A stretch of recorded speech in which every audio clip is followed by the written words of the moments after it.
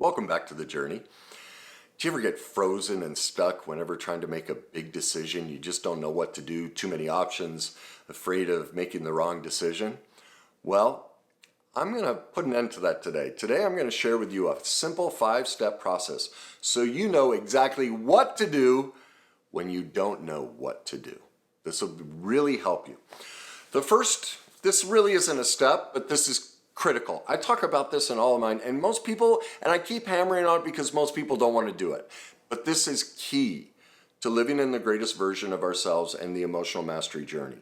And that's we must know our morals and values, our needs and wants, and our negotiables and non-negotiables. I just did 3 videos, one on each one of those. Please, I'll put the links in the description. Please go watch those. Everyone's like, oh, I know my morals and values. I know my needs and wants.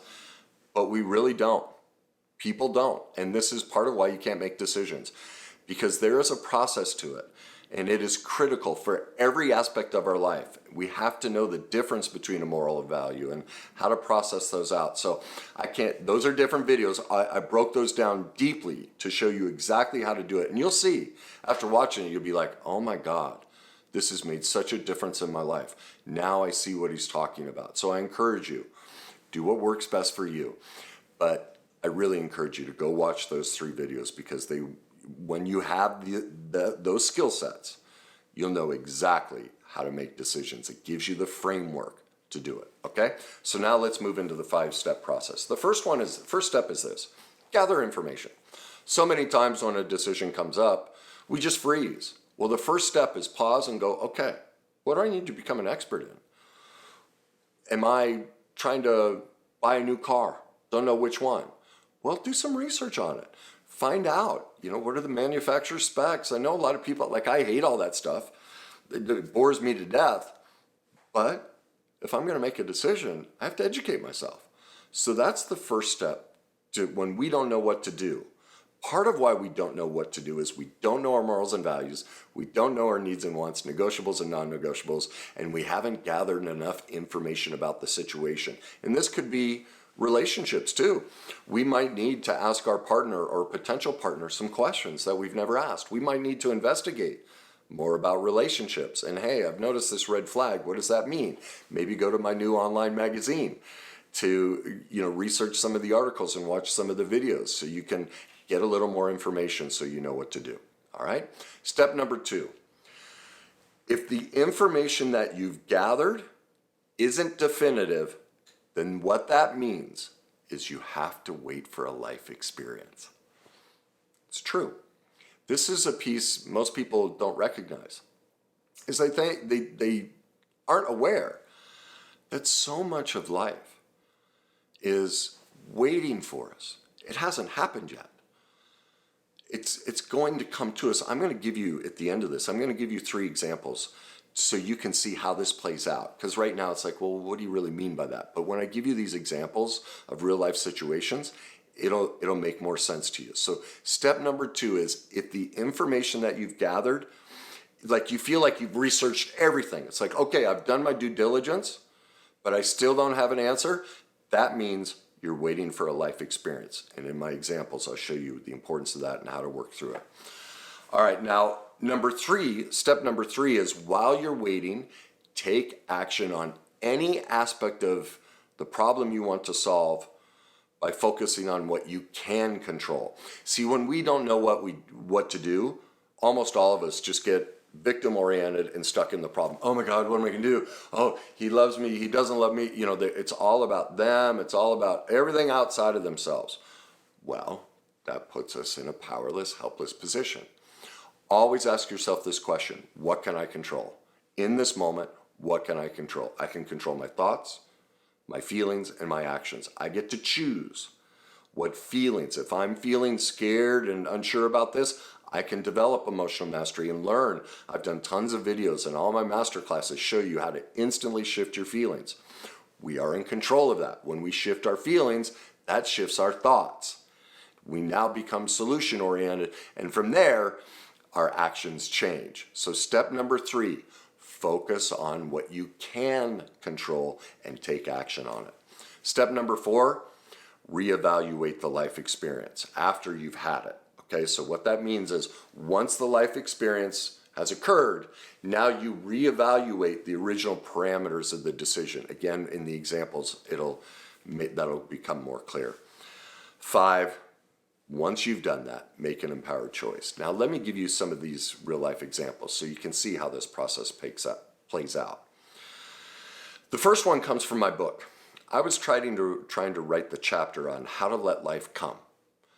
And I was up in my office, and every sentence I'd write, I'd write paragraphs, and I was like, God, this is too deep. It's too woo-woo. It doesn't, that's my frustration in the personal development field. They talk about concepts, but they don't show you how. Here's the step process. If you notice my videos and all my content, I do the best I can to go, do this, this, this, this, this. Most of the comments about my book are, it's the first book on the market that gives you the how. Every other book is about what or why, but this book is about how. Well, that's my whole platform, how. I'm the how guy, okay? So as I was trying to write about how to let it come, I was writing about concepts. It was too ethereal. It didn't make sense. And I was frustrated. I spent 2 or 3 hours. And then it hit me, Kenny, this process, I didn't have an answer, right? I'd gathered I had the information in my head, but I couldn't get the answer. And I was like, obviously I'm waiting for a life experience. So you know what I did? I went and laid by my pool. Laid in the sun. That's why, as I always say, that's why I'm always so tan. If I don't have an answer, I go lay by the pool, go for a walk. I stop working. I focus on what I can control. I know when answers and solutions to any aspect of life aren't happening, it means a life experience, because I always focus on what I can control. And once I've exhausted that, then that's it. I've done my part. Well, it was hysterical. I was laying by my pool, and I finally started to calm down and relax from the stress of not being able to find the solution. And Einstein talked about this. This is what he would do every day. This is how he discovered everything. Well, I learned to do the same process. After lunch, every day, Einstein would sit in his chair, and he'd hold an apple in his hand, and he'd take a little nap. I call them Chuckies. All right, sidebar story. When I was going through my divorce, my kids, we'd go to Chuck E. Cheese. And the stress of the divorce, back then I owned a remodeling company, I was exhausted. And so we'd eat pizza, and the kids would be playing, at all the different games and stuff. And I'd be at the table like this, and I'd close my eyes. And when you fall asleep and you fall into that space where you're in total REM sleep, but you're also conscious, like you can hear everything around, well, I would drop into that. Well, the kids would come run over, Dad, are you taking a Chucky? Yeah. I've learned how to take Chuckies on purpose, and that's a meditative state. See, Einstein, as he would sit there after lunch, he'd drop into that, and the reason he held the apple was as soon as it dropped, it'd wake him up.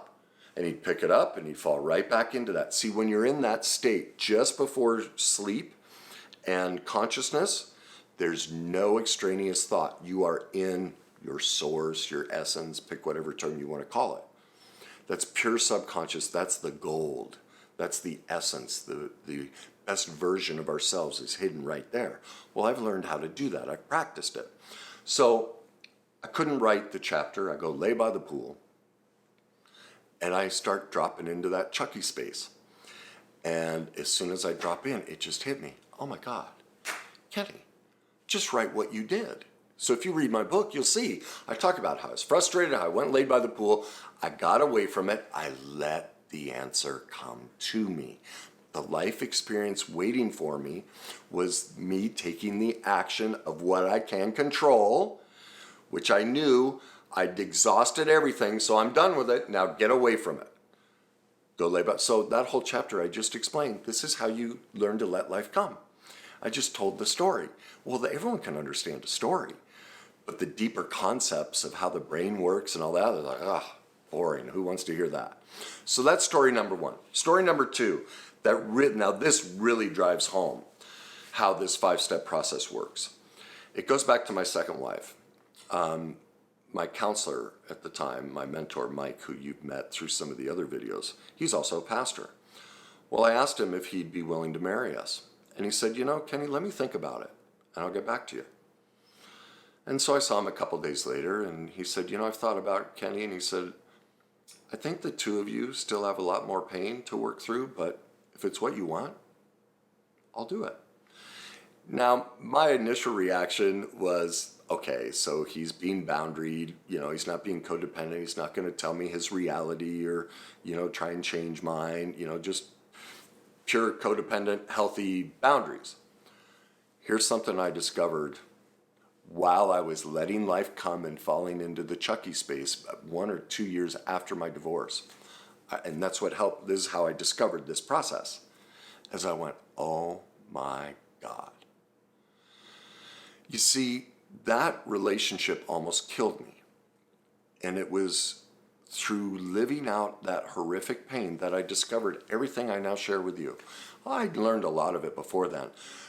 But the final pieces, like I talk about, most personal development is they give you the outer edges of the puzzle, the fun stuff, but they stay away from the middle. Well, I'm an expert in the middle. I love the middle. The middle is what makes the puzzle comes alive, makes it beautiful. It's the essence. That's the essence of you, the essence of me. It's in the middle. Well, nobody wants to deal with the middle stuff because it's really hard to find those pieces and put them together. Well, that's what I love, because as soon as I found the pieces, my life turned around. And every client, every university student, when they focus on the middle, when they have this knowledge, skills, and tools to put the middle pieces together, they get the light, they become the greatest version of themselves. And every person that's done the work, it's never failed. The process I put together, every single person. But the key is, you have to do the middle. Well, as I discovered, if it hadn't have been for that relationship and how horrifically destructful it was to both her and myself, I'd have never discovered this. I needed that life experience for me to find the answer. See, up until that point, I used to sit across from people and I knew deep in my soul I hadn't gotten to what I call the other side. The sense, we're all searching for that. Every client comes in and goes, okay, when am I going to be done? When's this over, right? We all just want to be done. Never want to do the work again. I just want to be healed and be free. Well, that's very normal. And I was in that same place, but I was getting more comfortable with it, but I knew it from the day I started the process that there's this journey up this hill, and I kept picturing when I get to the other side. Well, that relationship got me to the other side. It brought me to the core of myself, because I went through all the pain that I'd been through. I got rid of it all. I needed that relationship to get to the other side of this mountain, to find the greatest version of myself, to find my calling, to do what I'm meant to do in life, is to teach this and share this. I would have never gotten here had it not been for that relationship. Now, it also made me realize that was one thing my counselor never taught me, that I now have. He never taught me how to do that, but now I know the process. This is the process to get to part of it, to get to the other side. Is sometimes we don't know what to do, because whether it's a happy or sad life experience, until that life experience happens, we won't have the solution. I didn't have the solution to my life. I didn't have the solution to putting together the center pieces of the puzzle for personal development until that life experience. And that might be the same for you. So remember, what do you do then? Just take a lot of Chuckies, right? Do everything you can every day when you're waiting for the answer, as you're going through the emotional mastery journey or whatever it is. Once you've done what you can control, if it's still not working, then by God, get some Chuckies in, lay by the pool, go for a walk, go have fun, bring joy into your life, and do this. Get excited going, where is it? Is it this random person at a gas station? Maybe they're going to say something that triggers the response. See, that's what I learned. When I don't have answers, I get excited. I'm paying attention to cars driving by, billboards. There are signs, like I know. Me running to the gas, it's happened to me. I don't have an answer for something. I run to the gas station and I see some word on the side of the truck and it clicks me into the answer. It happens all the time, and it will for you as well. So there's your 5-step process. If this is helpful to you, Please like it. If you think this will help somebody else, please share it. Leave your comments too. Let me know what your thoughts are. And I encourage you, if you want more of this, please join my online magazine. It's your Google for personal development. Videos, articles, free downloads, tons of free content. All my stuff goes there first. I wanted to create a place where you don't have to search in YouTube, all these places. You just have one-stop shop. There are tags to different topics. It's just boom. You need a solution? Head to the greatnessuniversity.com webpage, magazine page, and there it is for you. So, all right, there you go. I hope you enjoyed it. And as I always say, well, take some Chuckies and enjoy the journey.